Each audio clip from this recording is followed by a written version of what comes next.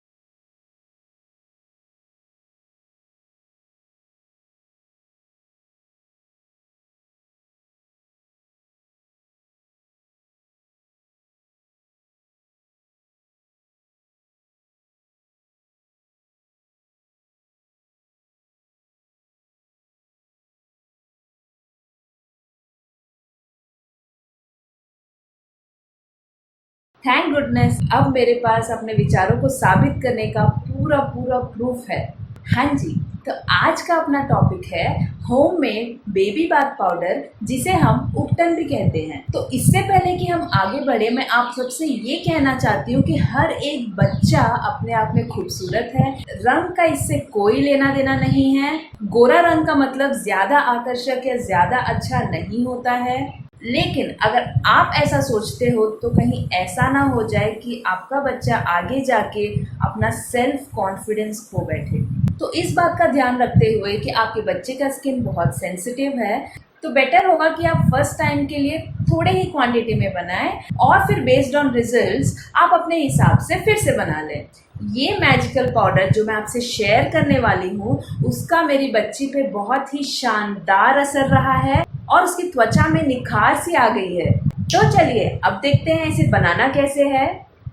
इसके लिए हमें चाहिए होगा 3 स्पून चना दाल,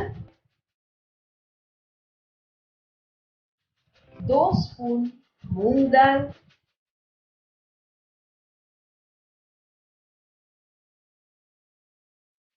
1 स्पून चावल,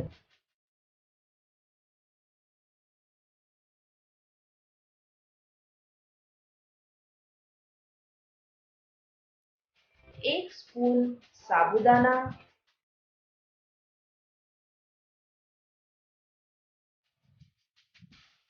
5 काजू और 5 बादाम।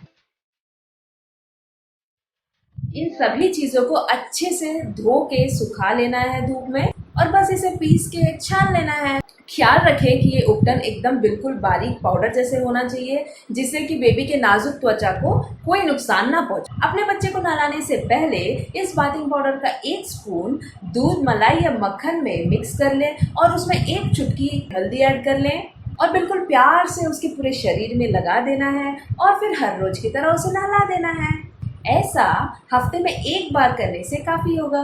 अब हमें यहाँ अपना ट्रायल एंड एरर मेथड अपनाना पड़ेगा मम्मास। अब जैसे कि मेरी बच्ची पे हल्दी सूट नहीं किया और जितना भी उपटन बनाया था सारा का सारा मुझे ही इस्तेमाल करना पड़ा। अब नेक्स्ट टाइम से मैंने क्या किया, ये सारी चीजें अलग अलग से पीस लिया और बच्चे की त्वचा के अनुकूलता के हिसाब से बना के लगा दिया, ताकि पूरा पूरा बाथ पाउडर वेस्ट ना हो जाए। अब सारे बच्चे तो एक जैसे होते नहीं हैं, कभी कभी रैशेस भी हो सकते हैं, बट मम्मास आपको कोई भी घबराने की बात नहीं है। ओरल ड्रॉप्स की दवाई आती है जिसे डालते ही बच्चा तुरंत ठीक हो जाएगा। यकीन मानिए मम्मास, इस उपटन के अद्भुत परिणाम देख के आप खुद भी दंग रह जाओगे। मैंने तो इस वीडियो की स्टार्टिंग में ही दिखा दिया था और इससे बड़ा प्रूफ और क्या हो सकता है। पर हाँ, ऐसी कुछ इम्पोर्टेंट चीजें हैं जिसका हमें ध्यान जरूर देना होगा। बच्चों के लिए ऐसे बहुत सारे फेयरनेस पाउडर्स मार्केट में अवेलेबल हैं जिसके बारे में सुन के हम भी शायद टेम्प्ट हो जाए खरीदने के लिए। बट मेरा सिंसियर सजेशन हमेशा यही रहेगा कि आप अपने बच्चों को कोई भी ऐसी चीज़ इंट्रोड्यूस ना करें जिसे आपके हाथों ने ना बनाया हो। आप कोई भी उपटन को बेबी के पूरे शरीर में लगाने से पहले रैश टेस्ट या एलर्जी टेस्ट ज़रूर करें। बेबी के एल्बो के पास यहाँ पे थोड़ा सा लगा के 5 मिनट के लिए छोड़ दें और फिर अच्छे से धो दें।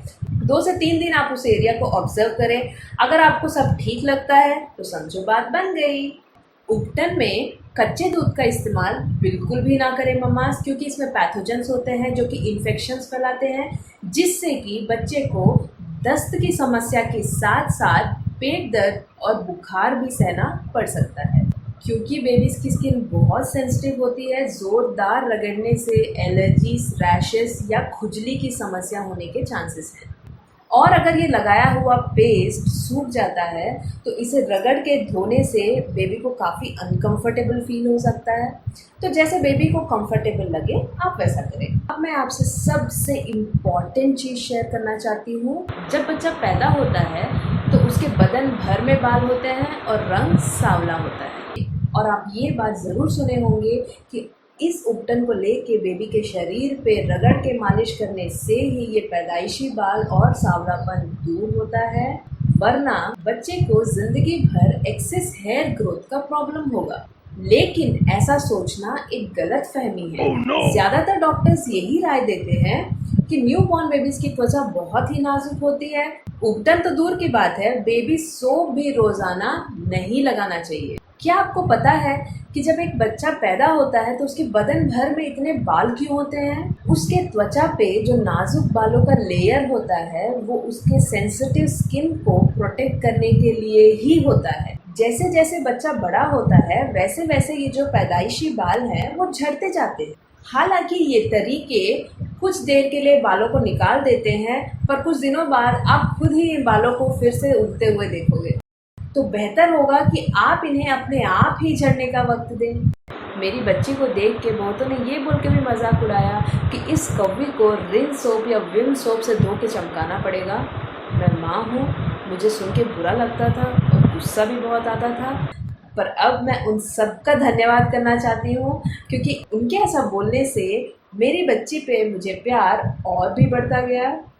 मैं तहे दिल से एक रिक्वेस्ट करना चाहती हूँ, आगे जाके बच्चे का रंग जैसा भी हो उनके सामने इस चीज़ का प्रस्ताव कभी ना लाएं, ना किसी को लाने दें, क्योंकि इसका बच्चे के मानसिक स्थिति पे बहुत ही गहरा प्रभाव पड़ सकता है और आपकी ये नन्ही सी जान कहीं अपना सेल्फ एस्टीम ना खो बैठे। अब बच्चे का कलर हवा में उड़ते कौवों में से कैसे आएगा भला, आप ही बताइए। माँ बाप का ही तो स्किन टोन आएगा ना।